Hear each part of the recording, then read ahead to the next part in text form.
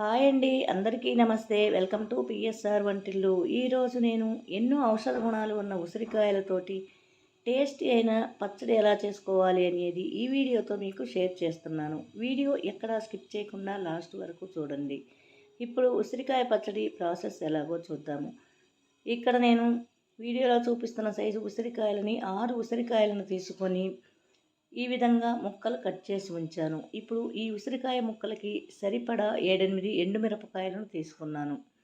ఇప్పుడు వీటిని పచ్చడి ఎలా చేసుకోవాలో చూద్దాము. పచ్చడి కోసం స్టవ్ పైన ఒక బాణలి ఉంచి స్టవ్ ఆన్ చేసి ఫ్లేమ్ లోకి అడ్జస్ట్ చేసుకున్న దానిలోకి 1 టేబుల్ స్పూన్ ఆయిల్ని యాడ్ చేసుకోవాలి. ఆయిల్ హీట్ ఎక్కగానే దానిలోకి మనం ముందుగా కట్ చేసి ఉంచుకున్న ఉసిరికాయ ముక్కలని యాడ్ చేసుకోవాలి. అలాగే దానిలోకి 1 టీ స్పూను పసుపును కూడా యాడ్ చేసుకొని ఈ ముక్కలని అటు ఇటు కలుపుతూ ఒక 5 నిమిషాలు మగ్గించుకోవాలి. ఇప్పుడు ఒక్కసారి చెక్ చేసుకుంటే అర్థమవుతుంది. ఉసిరికాయలని ఆ గడ్డతోటి అలా ఒత్తినట్లయితే కట్ అవుతుంది. ఈ స్టేజ్లో ఉన్నప్పుడు మనకి బాగా మగ్గినవి. వీటిని ఒక బౌల్లోకి తీసుకోవాలి. అదే ఆయిల్లోకి ఒక 1/2 టీ స్పూన్ మెంతులని యాడ్ చేసుకోవాలి. 1 స్పూను మినపప్పును కూడా యాడ్ చేసుకొని కలుపుతూ కొంచెం ఫ్రై అయిన తర్వాత 1 స్పూను జీలకర్రని యాడ్ చేసుకోవాలి. 1 స్పూను ధనియాలని యాడ్ చేసుకోవాలి. ఈ మొత్తం కలుపుతూ కొంచెం ఫ్రై అయిన తర్వాత మనం తీసుకున్న ఎండుమిర్చిని కూడా యాడ్ చేసుకోవాలి. మొత్తం కలుపుతూ ఫ్రై చేసుకోవాలి. ఇవన్నీ కొంచెం ఫ్రై అయినవి.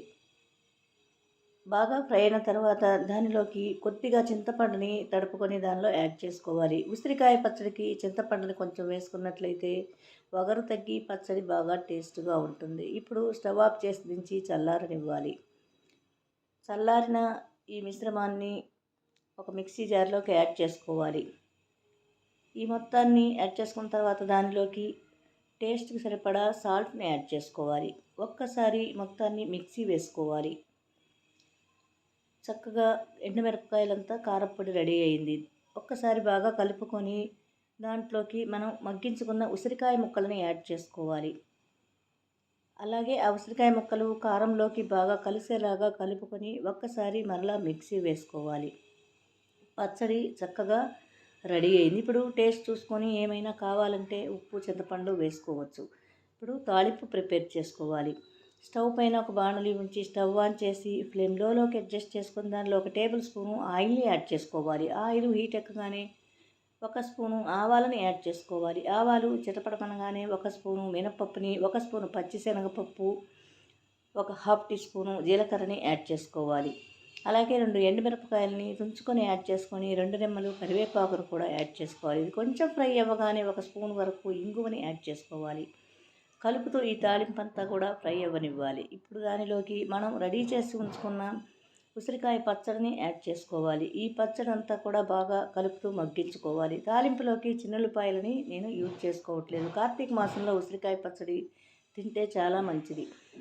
చిన్నులపాయలు తినకూడదని వేసుకోలేదు, కావాలంటే వేసుకోవచ్చు. ఈ మొత్తం ఒక 5 నిమిషాలు కలుపుతూ బాగా మగ్గించుకోవాలి.